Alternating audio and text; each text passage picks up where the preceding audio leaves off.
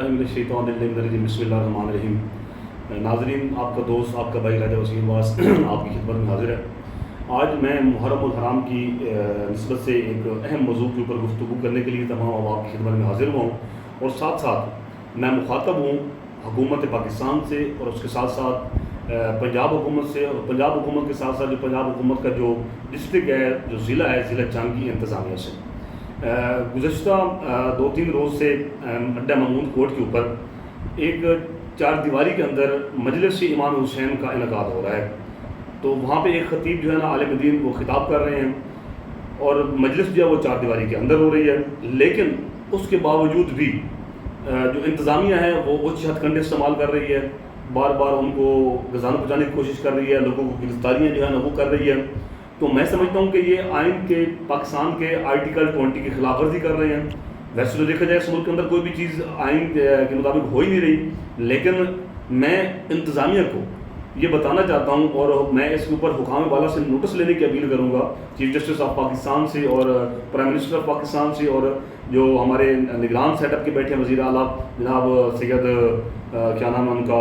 जो हमारे इस वक्त वज़ीर आला हैं, तो मैं उनका नाम शायद भूल गया हूँ, तो उनसे भी मैं अपील करता हूँ कि खुदारा इसके ऊपर गौर करें, और हमारी जो मजहबी आज़ादी है उसको गज़ान ना पहुँचाएँ, और बजाय हमारे जज्बात को मजबूर ना किया जाए। बार बार मोमिन की गिरफ्तारी करना वो भी एक नाकाबिल बर्दाश्त अमल है, और ख़वातीन को हरासा करना, मोमिन को हरासा करना, मैं समझता हूँ कि ये आइन के भी खिलाफ है। तो आइन का जो आर्टिकल 20 है ना, आर्टिकल 20 वो हमें मुकम्मल, हमें नहीं, हर फ़िक़ा को, हर मज़हब को एक मजहबी आज़ादी की जो है ना वो प्रोटेक्शन देता है, एक मुहाफ़िज़ का आइन है, जिसके मुताबिक वो क्या कहता है हमारा आर्टिकल 20 ये कहता है कि freedom to the profess religion and the manage the religious institute, और उसके subject to law, public order and the morality. Every citizen, गौर करना कि every citizen shall have the right to profess parties and propagate his religion, and every religious denomination and every sect triumph shall have the right to establish, maintain and manage its religious institute। यानी भी कोई भी मज़हब जो है वो मजहबी आज़ादी रखता है, वो जब चाहे जहाँ चाहे अपना वो इज्तिमा कर सकता है, तबलीग कर सकता है, उसको प्रोपगेट यानी कि उसको वो नशर इशात भी कर सकता है। जब हमें आर्टिकल पाकिस्तान का आइन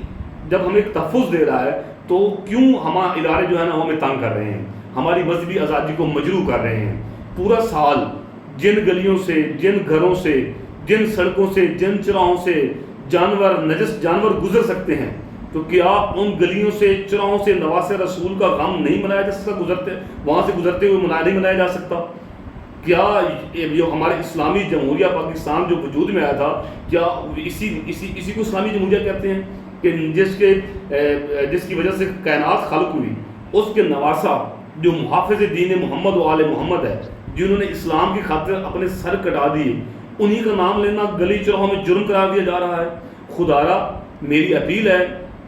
तमाम इदारों से कि होश के नाखुन लें, बजाय इसके कि हमारी मिलत के जो जज्बात हैं वो मजरूह हों और हम लोग सड़कों पर मौजूद हों। कभी ऐसा हुआ है कि पॉलिटिकल जब जलसे होते हैं, सियासी जलसे होते हैं, उनके ऊपर कभी को पाबंदी लगाई गई है? वो जहाँ चाहे, जब चाहे, जिस जगह चाहे वो कर सकते हैं, जो मर्जी को खड़े होकर गाने चलाएं, फाशी फैलाएं, उरियानी फैलाएं, उनके ऊपर कोई पाबंदी नहीं होती। लेकिन दीन मोहम्मद व आले मोहम्मद को फैलाने के लिए बार बार लोगों को हरासा किया जा रहा है। मैं आपको दोबारा